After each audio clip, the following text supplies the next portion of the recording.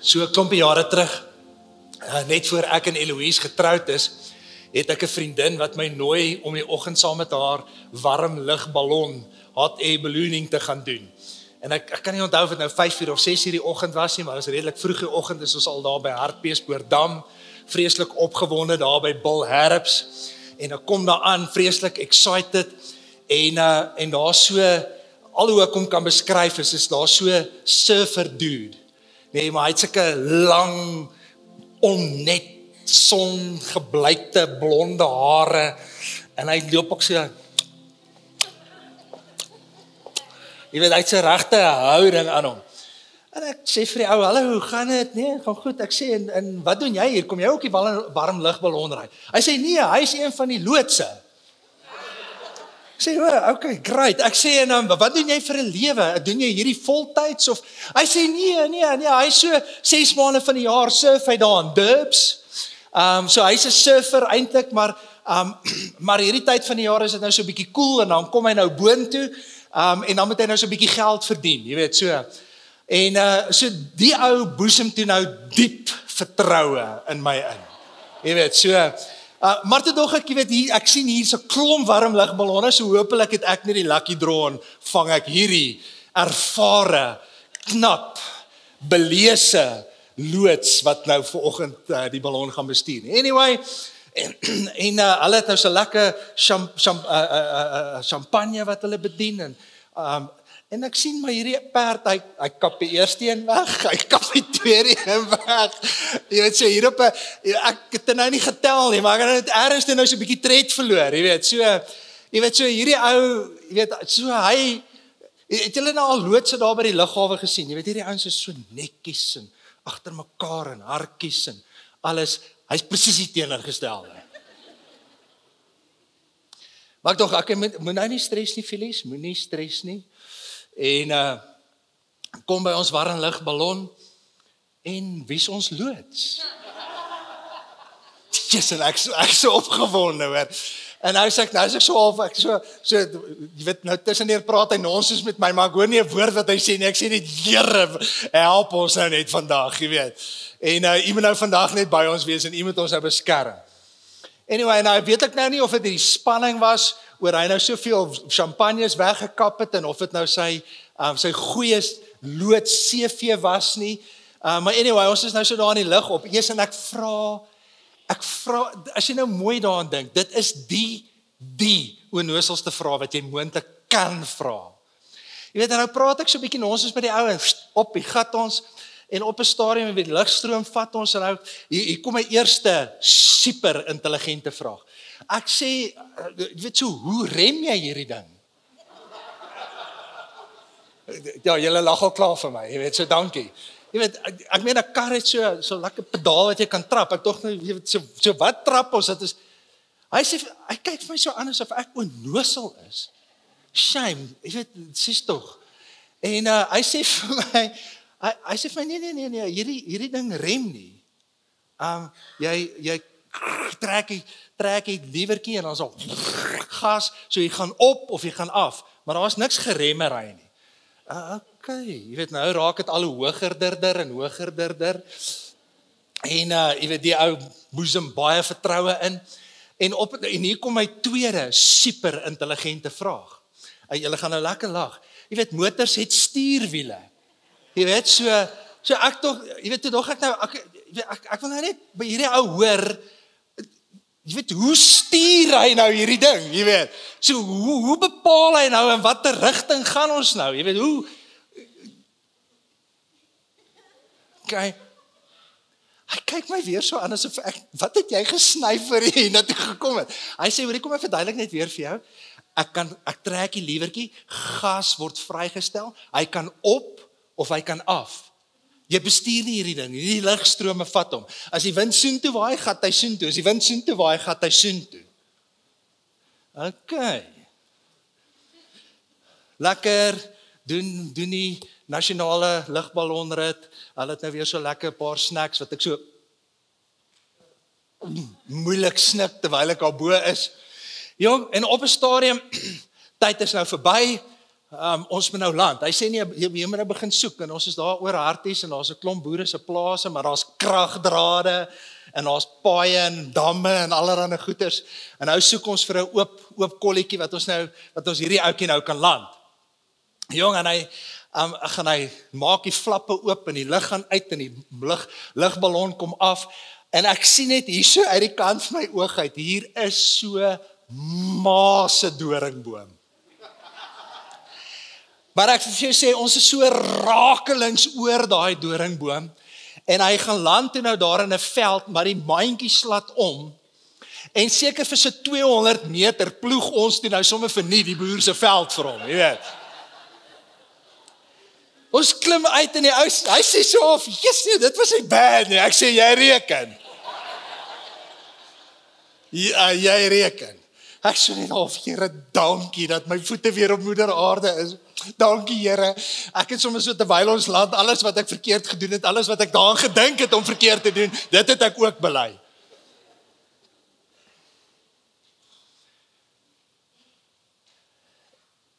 Vandag is 'n baie spesiale dag.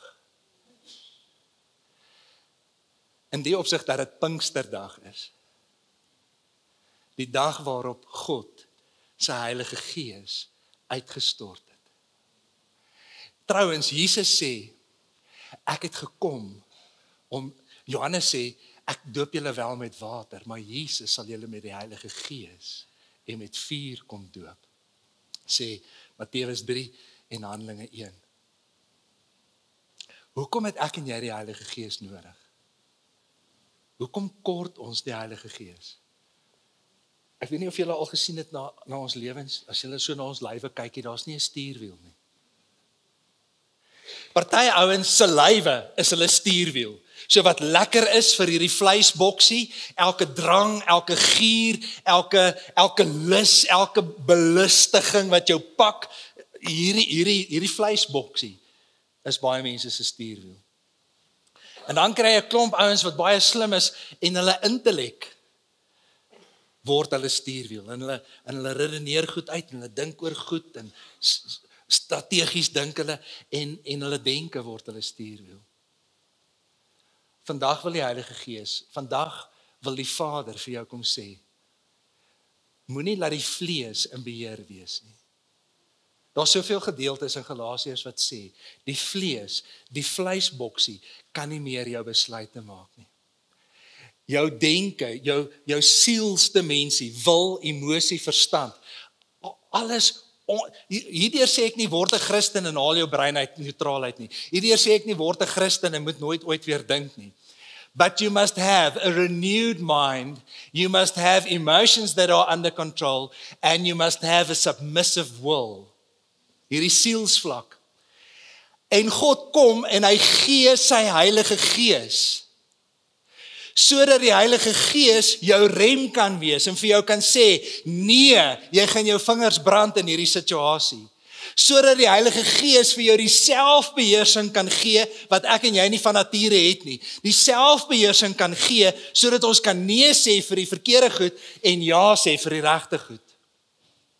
Hy kom gee sy Gees om 'n rem te wees. Hy kom gee sy Heilige Gees om die stuurwiel van jou lewe te wees. Ja, maar Pieter Nel, waar staan dit in die Bybel? Romeine 8:14 sê, those who are being led by the Spirit of God, they are sons of God. Those who are being led by the Spirit of God, they are sons of God. Dis baie belangrik dat my vleisboksie of die vlees nie die stuurwiel sal wees nie. Dis baie belangrik dat my wil, emosie, verstand nie die stuurwiel sal wees nie. Those who are being led by the Spirit of God, they are sons of God. Handelinge 13. Dit is so ongelooflik as jy Handelinge lees, dan sê Handelinge 13, dan staan daar, and the Holy Spirit said, and the Holy Spirit led them, and the Holy Spirit convinced them, and the Holy Spirit guided them, and the Holy Spirit said, nee hiervoor, moenie soontoe gaan nie, gaan soontoe.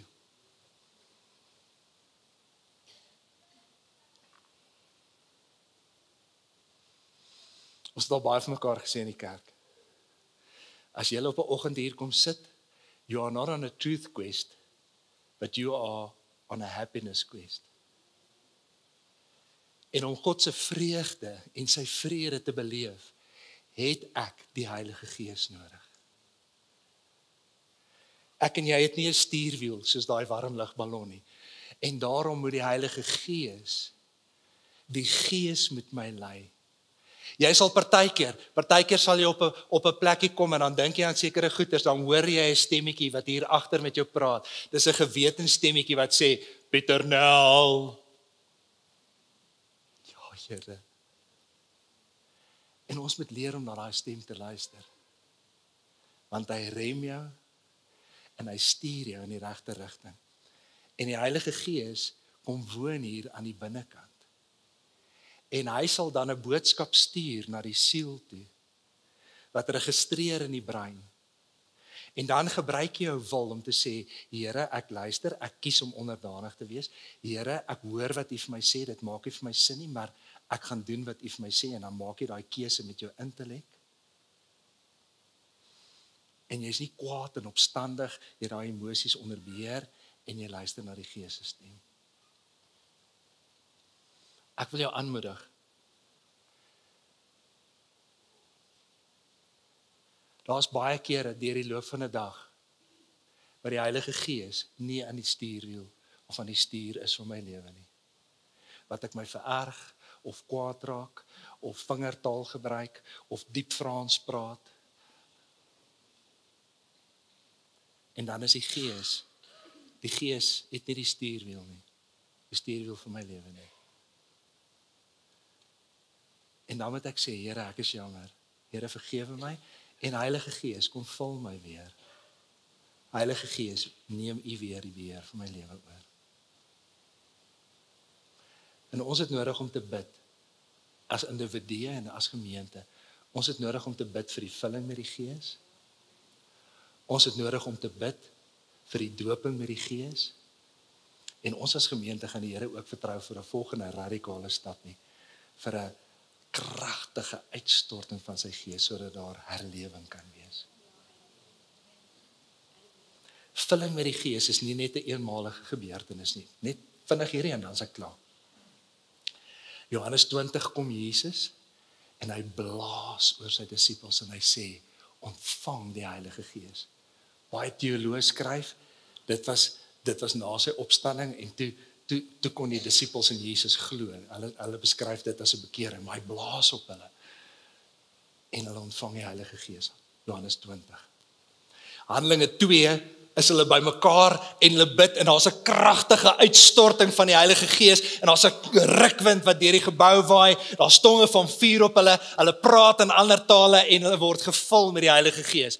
En dan so rukkie later in Handelinge 4 kom hulle weer bymekaar en hulle bid weer en die gebou skud waar hulle bymekaar is en hulle word weer kragtig gevul met die Heilige Gees en hulle bid, Here, gee die tekens en die wonders en gee vir ons die vrymoedigheid om in U naam te preek. Kan julle sien hier, Johannes 20, Handelinge 2, Handelinge 4. Vulling met die Gees is nie net 'n eenmalige gebeurtenis nie.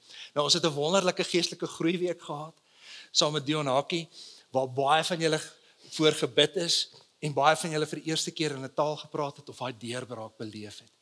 Ek wil vir jou aanmoedig. Voor ek op 'n Sondagoggend kerk toe kom. Genesis 1 sê die Engels. And the Spirit, Genesis 1, sommer die tweede vers. Op die tweede vers van die eerste bladsy van die Bybel is die Heilige Gees en daar staan. And the Spirit hovered over the earth. En dan die volgende ding wat gebeur is, dan sien jy, en daar kom groei, en daar kom lewe, en daar kom deurbrake. En so voor ek op 'n Sondagoggend kerk toe kom, bid ek, Father, I pray that your Spirit will rest on my home. And I pray, Father, that your Spirit will rest on my church family, on this church. Want wat die Gees doen is, hy bring lig, hy bring lewe, hy bring groei. Dit was donker, dit was koud, en die oomblik toe die Gees op die toneel verskyn, toe kom haar lewe, toe kom haar groei, toe kom haar deurbraak. Ek en jy het nie 'n stuurwiel nie. Ons het ook nie 'n rem nie. Maar as ek die Heilige Gees nooi, dan word hy my rem in my selfbeheersing. As ek die Heilige Gees nooi, dan gee hy vir my wysheid en insig. Jesaja 11:2 sê, ek bid dat die Gees wat wysheid en insig gee, en die Gees wat raad en sterkte gee, die Gees wat lei tot kennis en eerbied vir U naam, sal op jou rus. En hy kom gee vir jou wysheid, en hy kom gee vir jou insig, en hy kom gee vir jou krag, en hy kom gee vir jou raad, en hy kom gee vir jou sterkte, as jy nie weet wat om te doen nie.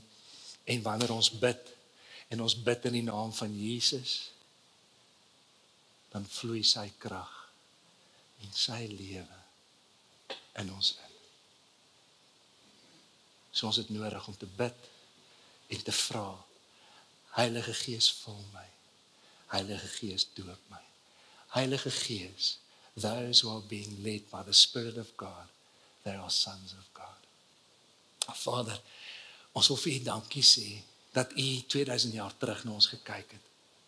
En dat U geweet het, op ons eie gaan ons dit nie maak nie. Dat U geweet het, ons het nie die remme binne in ons nie. Die vleisboksie praat baie keer harder, as wat U woord praat.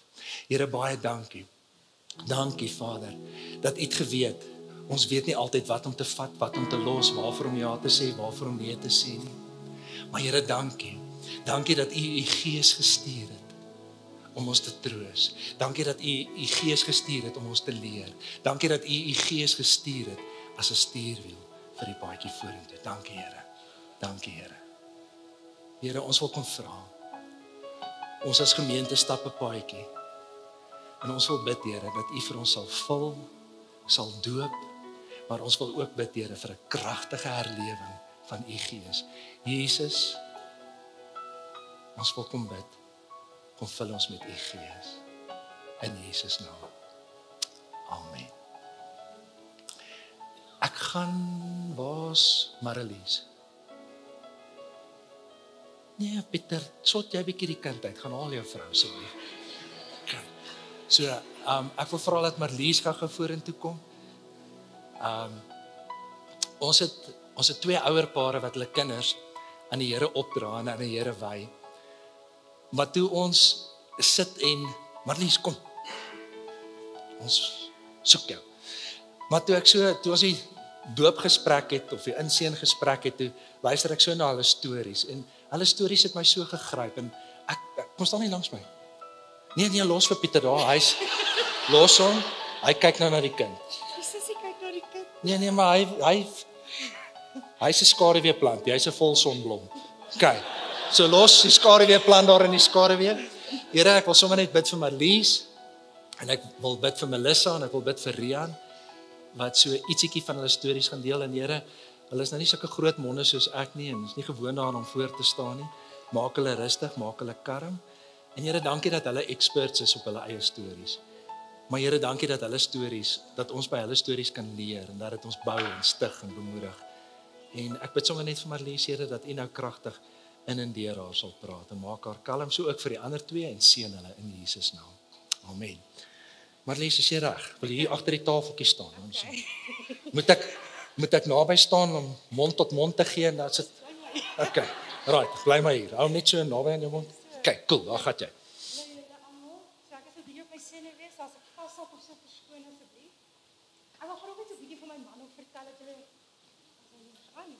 As dit hom net aan...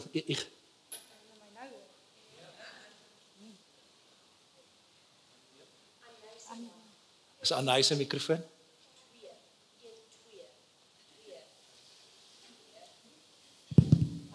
Das sy, nou is ons op die lig. As ek hulle my nou hoor. Okay, so ek so 'n bietjie op my senuwee, so as ek vashou of so verskoon tog. Ek wil net eers 'n bietjie vertel van my man, laat julle net die dinamika verstaan. Is my man kom uit 'n baie goeie huis uit, my skoonma sit hier. Sy kinderherinnering is verskriklik mooi. Sy ouers was verskriklik lief vir mekaar. En hy het sy hart al lank op Jesus gegee. Ek dink hy was 14 of 15 of so. So ek weet dis wie hy is. Hy's baie hardwerkend. Hy het lank gewag vir sy vrou. Hy het eers op 36 getrou. Regtig nie rondgesloop, niks nie. Hy het regtig geduldig gewag vir iemand. Okay, en my storie, Ek is die oudste van 3 sissies, hulle sit hierso. My ouers het geskei en dit was maar swaar geweest. Alles wat met egskeiding kan wees, dit is nie lekker nie. Ons het dus aan my ma Potch toe getrek, so met ons familie het ons maar baie gehelp, het was maar arm geweest en so. Sorry julle. En ja, ek het gaan swat op die pik. En in my 3de jaar, ons het so in die kroeg gewerk maar vir geld en so, maar my 3de jaar op 'n punt het ek tussen huise rondgewandel. Ons gesin het so 'n bietjie uit mekaar uitgespat. En ek het opgeëindig by 'n ou skoolvriendin. En daar het ek nou die eerste keer in my lewe dagga gerook. Ek het dadelik net aan die slaap geraak, uitgepaas, met dood geslaap. En ja, so het dit gegaan. Toe het ons nou maar begin party drugs gebruik. Ek het mushrooms gebruik. Ek het hier en daar 'n ecstasy gevat, maar dit was niks te ernstig geweest nie.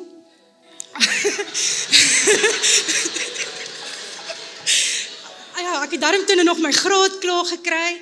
Op die dag van my graadeplegtigheid was ek so hoog soos 'n tor. My oupa wil graag 'n foto teen sy muur opsit en ek het net gesê nee, dit lyk baie woes. En so het ek in die kroeg gewerk en som groot mense gekuier, juffrouens, dokters, jy weet, sakemanne, en ek het eendag baie dronk geraak. En die meisie wat saam met my werk het vir my 'n lyn op die toilet gaan maak en ek het dit gesnyf. En toe is ek nou half op 'n plak, maar ek is nou nie meer dronk nie, ek kan nou werk, ek kan nou aangaan. En so het ek som die mense dit begin gebruik. Ek het op 'n punt gekom dat ek duisende rande gesteel het. Ek kan nie vir julle sê hoeveel het is, ek het dit nou nie gaan sit en tel nie, maar ek het al die geld net uitgedrak en uitgeleef en gemors. En ek het som die een ouetjie begin kuier. Dit was half net saam drugs gebruik. En toe word dit seksueel. En ek het toe swanger geraak. En dit was nogal rof gewees. En die babietjie was so 26 weke oud gewees, toe kom die babietjie af, maar hy het 5 dagies gelewe in Potch Hospitaal. Maar ek het nooit ophou dwelms gebruik nie. Ek het daai hele swangerskap deur gedrink, dwelms gebruik, gerook. Ek kon op daai punt kon ek nie meer stop nie. En toe die babietjie toe wagen ek nou met God. Nou ek sê nou Here, laat die kind asseblief lewe en ek sal nou verander. Ek sal nou ophou dwelms gebruik. Ek sal my lewe radikaal verander. En dit het nie gebeur nie. Die babietjie is toe nou oorlede. En toe sit dit turn to the west. Toe het ek begin crystal meth rook. Dis dik in Suid-Afrika. Paar tande verloor. Ek lyk daarom nou weer okay. En ek het opgeëindig wat ek vir weke lank nie gebad het nie. My familie het nie geweet waar ek is nie. Hulle sit vandag almal hier. Hulle het nie geweet waar ek nie. En ja, het was donker. Daar was nog wel sataniste betrokke, regtig slegte mense. En my ma het my te hof toe gevat. As jou ouers nie geld het nie, dan gaan jy hof toe en dan stuur hulle jou deur die hof na 'n plek soos Witstrand of wat ook al om jou te help. Maar in daai het ek al besluit ek wil verander. Ek wil nie hierdie selfde mens bly nie. En God het in my hart begin werk. En ja, toe ek deur die hof, ek was heeltyd skoon gewees, ek het 'n goeie werk gekry, en toe dit nou deur die hof is, het ek nog steeds bietjie gesukkel, ek het nou en dan dag alweer gerook, en so en tot een dag wat God regtig in my binnekamer met my net 'n ontmoeting gehad het, en ek het net besluit, dit is nie wie ek wil wees nie. En so het ek nou aangegaan by die werk wat ek was, ek het myself opgebou, ek het 'n verkoopsverteenwoordiger geword, dis 'n mooi Afrikaanse woord, en so het ek my man ontmoet, ek het gaan rap in Swartrugens, van alle plekke, en sy sussie het my werksnommer vir hom gestuur. En na al die goed het ek nie weer gedate nie, ek het die slegste in mans gesien, ek het die slegste beleef daarvan, so ek was te bang om weer, jy weet, my hart vir iemand te gee, en hy moes baie hard werk om die muur om my hart af te breek. Ek het hom ontmoet, en ons het 'n kerk gesoek om in te trou, en hierdie was die eerste kerk waar ons was, en daai selfde diens, so wintie soos wat hy is, stap hy na Pieter Nel toe, hy sê, sal jy ons trou? En hy het gesê ja, en ons is 6 maande later getroud, ja, en ons is baie gelukkig hier, en toe het ons nou gesukkel om swanger te raak. En ek wil dit vertel, ek weet, ek het in my hart gegee, ek is nou in die kerk, hier wil ek nou 'n babietjie kry, En ek gaan vir toetse en het ek 'n vorm van 'n STD nou opgedoen. En my man, so onskuldig soos hy is, moet my inspuitings gee en hy moet vir hom inspuitings gee want ons moet nou kyk dat ons nou die ding nou onder beheer kry vir ons nou 'n ou babietjie kry. Ag, dit was baie emosioneel en ek sien die vrou wat vir ons gepraat het, ek sien hulle daar sit en hulle het eendag het ek my hart voor die Here uitgestort en net gebid vir 'n babietjie. Nooit gedink ek gaan trou en 'n babietjie kry nie. En 2 weke later, toe vind ons uit ek is swanger. Toe het julle die baba ingebid en ons het ons eerste seentjie gekry. En vandag staan ons hier en ons het ons tweede seentjie. So ja,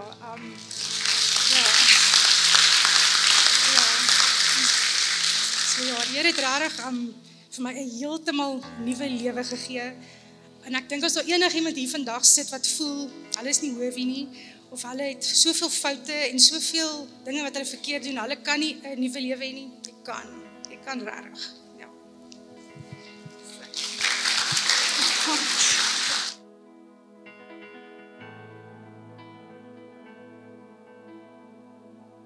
Dink ons maar volgende vir die blond geleentheid gee. Melissa. Toe ek nou al die stories luister, het dit my so gestig en gebou en bemoedig en ek hoop sodat dit vir my baie beteken het, hoop ek ook dat dit vanoggend vir julle. Ek hoef nie vir jou te bid nie, jy staan baie voor. Go for it. Okay, Blondie, jy het 5 minute. Okay, so ek stap al ook 'n baie lang pad met hierdie kerk. Ek het as tiener betrokke geraak by die jeug 2005, so ook al donkie jare terug. Ek onthou nog goed, ek Pieter Nel, hulle se kinders kom gebabysit vir hulle selgroep, so ek is ook al deel van die furniture in hierdie kerk. Ek het daai tipiese Christelike storie, daai van, jy het in 'n goeie Christelike huis groot geword, en dan gaan ons op jeugkampe, en almal sit om die kampvuur, en almal deel hierdie hartsverskeurende, hartdrukkende stories, en ek sit net daar, en ek sê, Here, ek het nie 'n storie nie, en ek wil 'n storie hê. Well, be careful what you wish for, sê hulle net. So, toe ek uit skool uit is, het ek besluit, jy weet, is nou typiese jong meisie, en jy wil nou kyk na jou figuur en jou lyf en whatever, en ek besluit toe nee, gewone dieet werk nie vir my nie, ek gaan nou R5,000 betaal, my pa was baie kwaad vir my, hy sê, jy kan my geld vir iets anders gebruik het. Besluit ek toe nou, ek gaan nou by 'n Waylace kliniek aansluit, whatever, betaal R5,000, doen 'n klompie bloedtoetse, hulle toets nou basies alles, en net kort voor ek hierdie toetse nou gedoen het ek toe ook 'n audisie kom doen om deel van die worship team te word. En ek sou soos 'n 3-month probation period gehad het en ek was opgewonde daaroor. Maar nou aan die agterkant van my kop, okay, gaan nou vir die Waylace ding. Bloedtoets uitslaag kom terug en hulle sê 'n gewone persoon se antibodies is tussen 0 en 30. Myne was 300. En ons dogte, okay, en hulle sê toe net refer to GP. Ons gaan toe GP toe, doen toe nog 'n hele paar toetse en hulle toets toe my skildklier. En die woord skildklier is nie 'n vreemde woord gewees nie, want my ma het 'n paar jare voor dit het sy 'n nodule op haar skildklier gehad en toe het sy vir 'n operasie gegaan om helfte van haar te verwyder.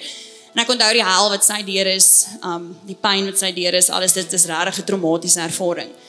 En dink toe niks so van nie, hulle doen die bloedtoets uitslaag kom terug, hulle sê, okay, jy gaan vir 'n sonaar moet gaan. Ek sê, okay, volgende stap, gaan toe vir 'n sonaar, hulle sê, okay, daar is 'n groot nodule op jou skildklier, ons moet dit nou toets of dit kwaadaardig is of nie. Gaan toe, hulle druk so 'n verskriklike lang naald in my keel in, hulle sê vir my, okay, jy mag nie sluk nie, en dis 'n persoon se natuurlike instink om te sluk. En jy moet nou daar stil lê en hulle trek nou vog uit jou skildklier se nodule uit en hulle stuur dit weg, maar die vroukie was toe nou nie so goed met haar werk nie. Sy kom toe terug en sy sê, oepsie, sorry, ons moet gou weer jou steek met 'n naald op dieselfde plek, want ons het nie genoeg vog gekry die eerste keer. En ek sê, okay. En ek het nog 'n wit hemp aangehad, hulle het nooit vir my 'n gown gegee nie, al die bloed het so afgeloop, maar dis okay. Ek het daai hemp lankal weggegooi. En die weet bid toe maar nou en glo toe nou en vertrou dat dit niks gaan wees nie. En ek onthou, ek het nog by 'n ander skool gewerk en dis 'n pouse gewees en ek loop so by die personeelkamer se trappe af en hier staan my ma in die ingangsportaal en ek sê juffrou, hoekom is my ma hier? Jy weet, ek sê 'n kind wat ouers moet gekom haal word nie en ek dink toe, hoekom is my ma hier? Ons sê die dokter het gebel, ons moet hom gaan sien. En as die dokter jou bel en jy wil sien, is dit nie gewoonlik goeie nuus nie. En ons gaan sit toe daar en jy weet, hy sê toe, okay, so die uitslaag is terug, jy het skildklierkanker. en ons moet dit verwyder. En die woord kanker het my nie dadelik uitgefreek nie. En hy begin te praat en hy soos, en ek meen hierdie ou, die dokter, hy ken my van geen kant af nie. Hy weet nie, ek het 'n maand terug besluit om 'n worship team te join en ek sing en whatever nie. En hy sê toe sommer net so vir my, hy sê, hierdie operasie is so verskriklik ingewikkeld. Jy moet net weet, jy gaan dalk nooit weer kan sing nie, maar ag, jy sing seker nie, en jy begin die trane loop. En ek sê, ek het nou net die kerk se band gejoin. En dit is soos, en ewe skielik begin al hierdie emosies net, en nou dink jy kanker, en jy eerste ding wat ek dink, ek gaan my hare verloor, ek gaan nooit kan kinders kry nie, al hierdie dinge, en die hel wat my ma deur was met haar operasie, sy kon vir letterlik 'n maand nie haar hare was nie, want mense nekspiere, jy besef nie tot jy dit nie kan gebruik en beweeg in jou nek, beweeg en als wat dit eintlik behels nie. En toe moes ons nou stemband toetse doen. En dit behels waar die dokter jou stembande letterlik verlam en hy spuit jou keel dood. En my ma wat ook deur dit is, toe daar saam met my, sy sê vir my, okay, jy moet rustig raak en dit gaan voel of jy 'n angsaanval kry. Maar jy moet net onthou, jou ability om te sluk gaan nou vir 'n paar minute weggaan, want hy moet hierdie toetse doen. En die dokter doen toe die toetse, my keel is toe nou dood, ek sit toe daar, probeer nie uitfreek nie. En hy sê toe vir my, 'n normale persoon se stembande is gewoonlik dominant aan die een kant. Hy sê myne is abnormaal aan albei kante dominant. En hy sê, nee, jy het goeie stembande. Maar met dit toe sy weer van, okay, onthou net, die operasie is baie naby aan jou stembande, daar's 'n groot moontlikheid, daar's mense, hy vertel toe obviously die worst case scenario, daar's mense wat hulle stemme verloor, soos in hulle kan nie meer praat nie, soos in mute. En obviously al die dinge gaan deur mense kop en jy weet, ek wil sing en al daai dinge. Gaan toe vir die operasie, hulle verwyder toe, en op die sonar het hulle eintlik net een kant opgetel, dat ek kondyle gehad het. Toe die dokter ingaan, toe is my regterkant van my skildklier meer vrot van die kanker as wat die linkerkant was, en hulle het dit nooit eens opgetel op die sonar nie. En ek onthou ek was eerste aand in die ICU gewees, want hulle moes my kalsiumvlakke monitor en mense hartspiere en weet jy wat al gepaard. Die skildklier is 'n baie ingewikkelde ding. Hy lyk soos 'n butterfly, maar hy is nie so vriendelik nie apparently. En ek onthou die tweede aand is ek toe in 'n normale saal en in die middel van die nag ek sê vir Here, ek gaan nou kyk, kan ek nog sing? En ek dink hulle het seker gedink ek moet na Groendakkies toe gaan, want hier lê ek in die middel van die nag en ek probeer sing in die hospitaal. En ek dink toe, in daai punt van my lewe, en ek was nog jong, ek was nog 18. En ek het vir Here gesê, okay Here, it's me and you now. En ek wil worship. En dit is my roeping. En ek meen, julle wat my ken, weet ek staan hier voor en ek worship. En die Here het my stem beter gemaak as wat dit was. Soos regtig, hy het dit aangeraak op 'n bonatuurlike manier waar daar vir my gesê was, ag, jy sal nooit weer kan sing nie. En hier staan ek vandag en kan testify en kan sê dankie vir die Here dat hy dit wat hy beplan het vir my van die begin af laat deurvoer het. En dit wat die vyand kom probeer steel het hy dit nie reg gekry nie. En toe sê ek van dankie Here, ek het 'n storie, jy. En ek wou nog altyd actually my testimony gedeel het want baie mense weet dit nie. En ja, dankie Pieter Nel vir die geleentheid dat ek dit kon share vanoggend.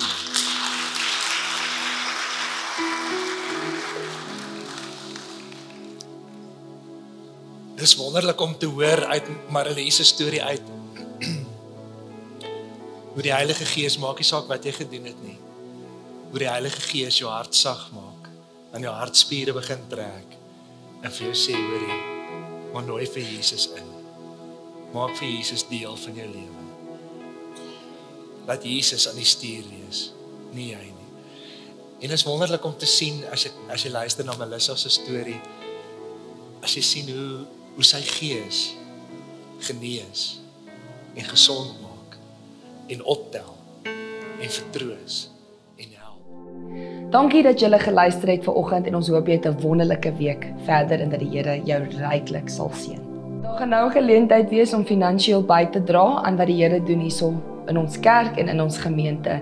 Die QR-codes en die bankbesonderhede sal nou op die skerm verskyn.